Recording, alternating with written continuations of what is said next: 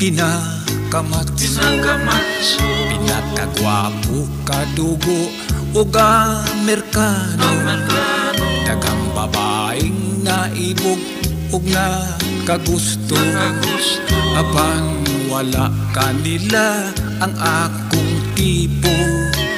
Usa ka adlaw may dalagang estranghera, pagkagwapang maurag korte og artista.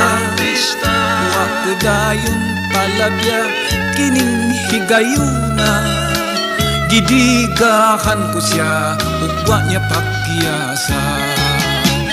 Wala madugay gikasal, gayud kaming duha.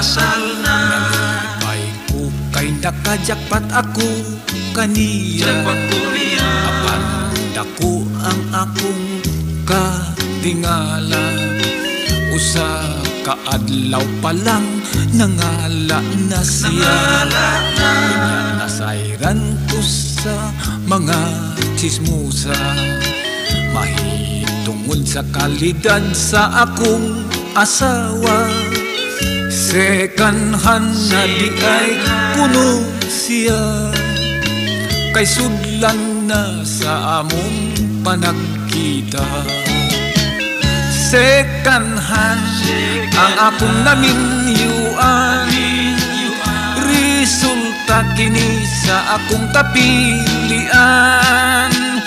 Kasakit sa sulti sa mga silingan, apan kasal kami di mahimong ilisan.